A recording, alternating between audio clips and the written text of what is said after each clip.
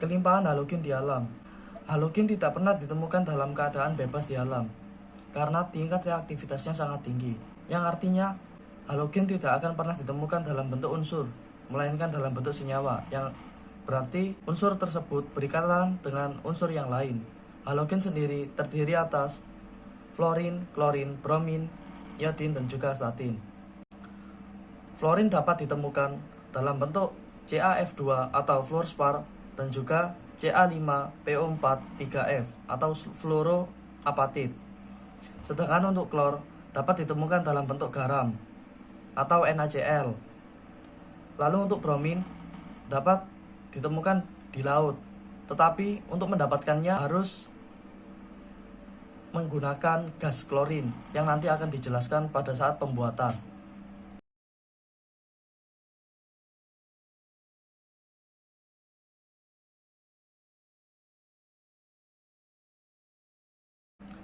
Lalu untuk iodin dapat ditemukan dalam NaIO3 atau garam dengan iodium. Saya Windy Pratiwiningsi, presensi 34, akan memaparkan materi yang pertama mengenai sifat-sifat halogen. Yang pertama mengenai konfigurasi elektron, fluorin dengan He2S2 2P5, klorin Ne3S2 3P5, bromin Ar3D10 4S2 4P5, iodin Kr4D10 5S2 5P5. Dengan nomor atom fluorin 9, klorin 17, bromin 35, iodin 53. Dengan titik leleh dapat dilihat pada gambar, yaitu semakin ke bawah titik leleh semakin tinggi.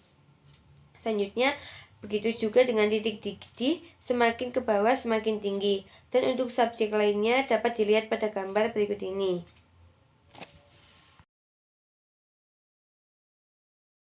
Selanjutnya yaitu sifat-sifat halogen pada tabel periodik unsur.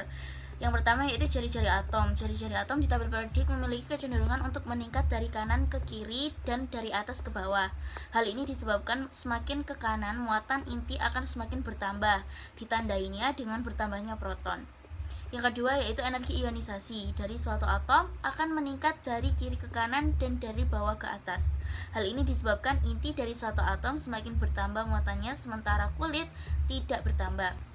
Sehingga gaya tarik antar inti bermuatan positif dengan elektron akan semakin kuat. Yang selanjutnya itu sifat keelektronegatifan. Keelektronegatifan, nilai keelektronegatifan akan meningkat dari kiri ke kanan dan dari bawah ke atas. Yang selanjutnya yaitu titik leleh dan titik didih. Nilai titik leleh dan titik didih semakin ke atas semakin rendah dan sifatnya juga menyengat dan berbahaya. Yang selanjutnya yaitu kereaktifan. Nilai kereaktifan semakin ke kanan dan semakin ke atas akan meningkat. Sama seperti energi ionisasi disebabkan karena inti dari suatu atom akan bertambah muatannya sehingga muatan atom akan bertambah. Yang selanjutnya itu kestabilan. Nilai kestabilan semakin ke bawah akan semakin tidak stabil. Yang selanjutnya yaitu E0 atom. Nilai E0 atom semakin ke bawah akan semakin bersifat oksidator kuat sehingga mudah mengalami reduksi. Yang terakhir yaitu sifat asam. Yang ditunjukkan nilai kuat asam ini semakin ke atas semakin mudah untuk membentuk senyawa asam. Sifat fisika halogen yaitu titik didih dari atas ke bawah semakin besar karena molekul diatomik halogen bersifat nonpolar, sehingga reaksi antar molekulnya adalah gaya London. Gaya London akan semakin besar jika massa relatif dari atom itu besar juga. Selanjutnya yaitu sifat fisika halogen kelarutan.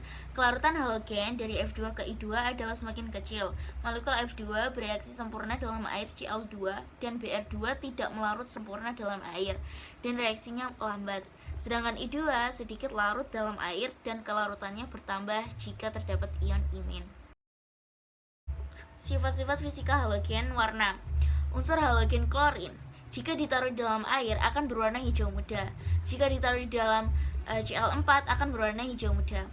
Unsur selanjutnya yaitu bromin. Jika ditaruh di dalam air akan berwarna coklat merah dan jika ditaruh di dalam Cl4 akan berwarna merah oranye. Sifat-sifat warna selanjutnya yaitu warna dari iodin. Jika di dalam air akan berwarna coklat dan jika di dalam Cl4 akan berwarna ungu. Selanjutnya, sifat-sifat kimia halogen. Yang pertama, sifat umum. Secara kimiawi, halogen merupakan unsur non-logam yang paling reaktif. Hal ini didukung oleh beberapa faktor. Yang pertama, berdasarkan konfigurasi elektronnya. Halogen mempunyai satu elektron tidak berpasangan sehingga mudah membentuk ikatan kovalen. Yang kedua, afinitas elektron yang tinggi mengakibatkan halogen mudah membentuk ion negatif dan membentuk senyawa I dengan berikatan secara ionik. Dari atas ke bawah, dari F ke I, terdapat kecenderungan berkurangnya afinitas elektron halogen. Hal ini mengakibatkan kereaktifan berkurang. Meskipun afinitas elektron fluorin lebih rendah daripada klorin, karena energi disosiasi ikatan fluorin lebih rendah daripada klorin, maka fluorin masih lebih reaktif daripada klorin. Demikian juga bromin dan iodin. Keduanya masih cukup reaktif karena energi disosiasi ikatannya yang relatif rendah. Oleh karena kereaktifannya, halogen dapat bersenyawa dengan hampir semua unsur, termasuk fluorin yang dapat bereaksi dengan gas mulia. Beberapa halogen dapat bereaksi langsung dengan unsur lain, membentuk suatu halida. Yang kedua, daya oksida halogen dan daya reduksi halida. Potensial elektroda standar atau E0 halogen ditunjukkan dengan setengah reaksi, yaitu X2 gas plus 2 elektron menjadi 2X- aqueous. Semua halogen mempunyai potensial elektroda positif. Hal ini menunjukkan bahwa semua halogen merupakan oksidator dan mempunyai kecenderungan daya oksidasi, yaitu F2 lebih dari Cl2 lebih dari Br2 dan lebih dari I2. Menurunnya daya oksidasi halogen menunjukkan semakin kuatnya daya reduksi halida, dengan kecenderungan daya reduksi I- lebih besar daripada Br-, lebih besar daripada Cl-, dan lebih besar daripada F-. Reaksi-reaksi halogen. Reaksi halogen yang pertama yaitu reaksi dengan air. F2 plus air menghasilkan asam halida plus oksigen. Cl2 atau Br2 atau I2 plus air menghasilkan asam halida plus asam hipohalit. Fluorin sangat reaktif dengan air, sedangkan klorin dan bromin bereaksi sedikit. Contohnya 2F2 plus 2H2O menghasilkan 4HF plus oksigen. Cl2 plus H2O menghasilkan HCl plus HClO. Yang kedua, reaksi dengan hidrogen. Halogen plus H2 menjadi asam halida.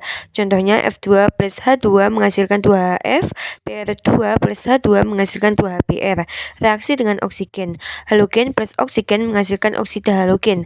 Oksida halogen yang dapat terbentuk yaitu X2O piloks halogen 1, X2 dibanding O2 sama dengan 2 dibanding 1, X2O3 piloks halogen plus 3, perbandingan X2 dan O2 adalah 2 dibanding 3, dan seterusnya dapat dilihat pada tabel berikut ini. Fluorin hanya dapat membentuk oksida X2O dengan piloks -1 saja. Contoh 2F2 plus O2 menghasilkan 2F2O, 2Br2 plus 3O2 menghasilkan 2BrO3, 2I2 plus 5O2 menghasilkan 2I2O5, 2Cl2 plus 7O2 menghasilkan 2ClO7. Yang keempat, reaksi dengan halogen. Halogen 1 plus halogen 2 menghasilkan antara halogen. A2 plus NB2 menghasilkan 2ABN. Nilai N yang memenuhi N sama dengan 1357. Keelektronegatifan halogen 2 harus lebih besar daripada keelektronegatifan halogen 1. Contoh, I2 plus Cl2 menghasilkan 2ICl. Br2 plus 5F2 menghasilkan 2BrF2. Yang kelima, reaksi pendesakan antara halogen. Halogen 1 plus ion halogen 2 menghasilkan ion halogen 1 plus halogen 2. Halogen 1 harus lebih kuat mendesak halogen 2. Halogen 1 harus berada di atas halogen 2 pada sistem periodik unsur. Contoh, Br2 plus 2Ki menghasilkan 2KBr plus I2. Maka untuk reaksi-reaksi yang selanjutnya adalah reaksi-reaksi antara halogen dengan basa. Di sini dibagi menjadi dua aturan, yaitu antara fluorin plus basa dan juga klorin atau bromin atau iodin plus basa.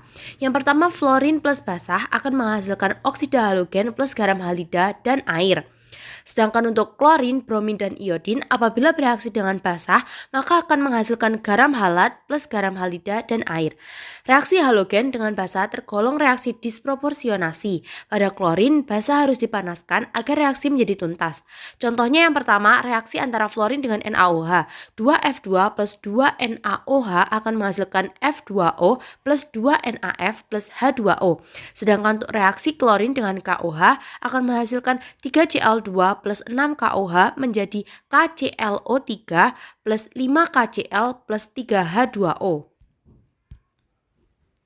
Reaksi yang selanjutnya adalah antara non-logam atau metaloid dengan halogen, maka akan menghasilkan non-logam atau metaloid halida. Contohnya ketika bereaksi dengan gas mulia yaitu Xe plus F2 akan menghasilkan XeF2.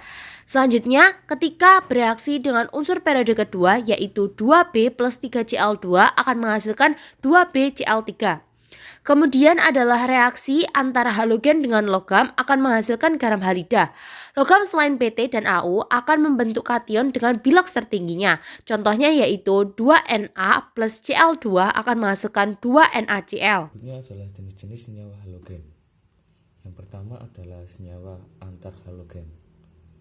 Senyawa antar halogen adalah senyawa halogen yang satu dengan yang lain dapat membentuk senyawa kovalen dengan rumus umum XYN. Dengan X adalah halogen yang lebih elektron positif dan Y adalah halogen yang lebih elektron negatif, serta perubahan bilangan 1, 3, 5, dan 7. Senyawa antar halogen mudah terurai menjadi atom-atomnya dan senyawa halogen sangat reaktif sehingga senyawa antar halogen sering dimanfaatkan untuk oksidator kuat. Contoh dari senyawa antar halogen adalah PrCl atau bromin monoklorida dan ClF3 atau klorin trifluorida. Kedua adalah senyawa oksida halogen. Senyawa halogen dapat membentuk senyawa oksida. Contohnya adalah fluorin. Fluorin dapat membentuk oksida OF2 dan SO2F2 yang dikenal sebagai oksigen fluorida. Senyawa SO2F2 dibuat dengan mengalirkan F2 secara cepat melalui larutan NaOH 2%. Senyawa SO2F2 atau sulfur fluorida merupakan zat padat berwarna kuning jingga yang digunakan sebagai bahan bakar roket.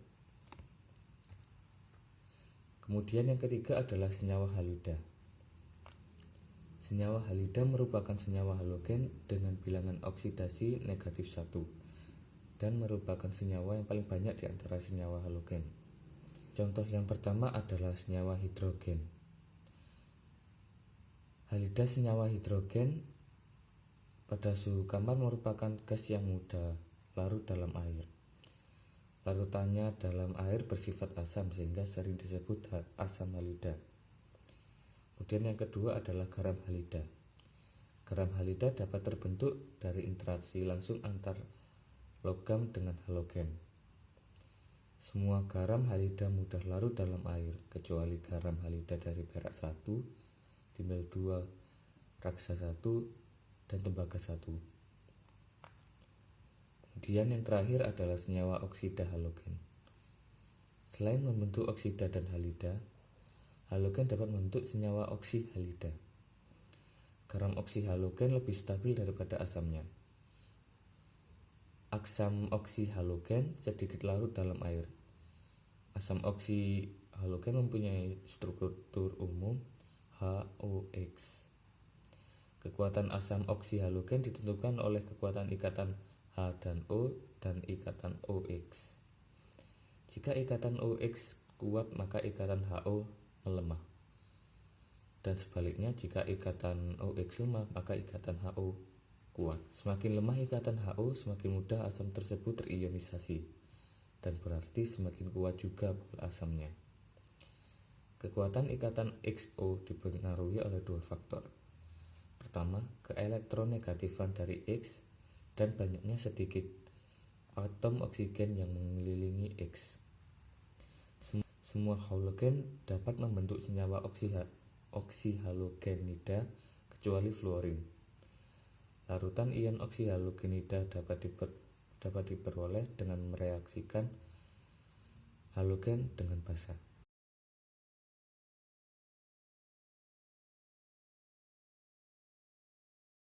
Fluorin atau F2 merupakan oksidator kuat sehingga diperoleh melalui proses elektrolisis garamnya hidrogen fluorida. KHF2 yang dilarutkan dalam HF cair pada suhu 80-100 derajat Celcius. Elektrolisis dilakukan pada tempat yang terbuat dari baja, di mana baja merupakan katoda dan karbon atau grafit sebagai anoda. Maka reaksinya KHF2 menjadi K+ plus HF2-, sedangkan HF2- menjadi H+ plus 2F-. Pada katoda, 2H+ plus 2 elektron akan menghasilkan H2. Sedangkan pada anoda, 2F- akan menghasilkan F2 plus 2 elektron. Kedua adalah pembuatan klorin. Klor dapat dibuat melalui proses deakon atau oksidasi, di mana reaksinya adalah 4HCl plus O2 menjadi 2H2O plus 2Cl2. Katalis yang digunakan adalah CuCl2. Klor dapat dibuat juga melalui elektrolisis lelehan NaCl, yang reaksinya adalah 2NaCl menjadi Na plus 2Cl-. Pada katoda, 2Na plus 2 elektron akan menjadi 2Na, dan pada anoda, 2Cl- akan menjadi Cl2 plus 2 elektron. Reaksi selnya yaitu 2NaCl menjadi 2Na plus Cl2. Kemudian pembuatan bromin. Bromin dapat dibuat dengan cara mengoksidasi ion bromid dalam air laut dengan klorin. Maka reaksinya yaitu Cl2 plus 2Br- menjadi 2Cl- plus Br2. Dari proses tersebut, Br2 dalam air dapat mengalami hidrolisis, maka perlu ditambahkan H2SO4 pada air laut hingga pH-nya menjadi 3,5. Kemudian dialiri gas Cl2 dan udara. Setelah itu Cl2 dimurnikan dengan destilasi. Selain dengan cara tadi, bromin juga dapat dibuat melalui elektrolisis larutan garam MgBr2. Yang keempat yaitu pembuatan iodin. Secara komersial, iodin dapat dibuat dengan mengoksidasi ion iodida yang terdapat di air laut dengan klorin. Maka reaksinya Cl2 plus 2 imin menjadi 2Cl- plus I2. Iodin juga dapat dibuat dengan reduksi ion iodat dengan mengalirkan natrium hidrogen sulfit ke dalam garam cili atau NaIO3. Yang kelima yaitu pembuatan astatin atau AT. Astatin merupakan unsur radioaktif. Maka untuk memperolehnya dapat melalui penembakan Bi dengan partikel alfa He.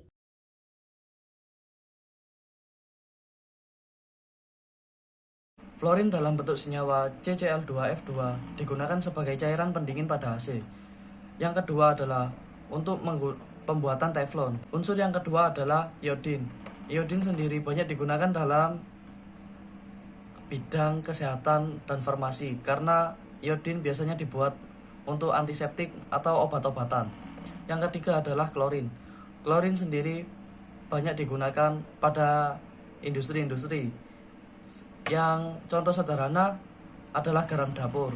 Selain itu ada soda kue dan juga soda api. Yang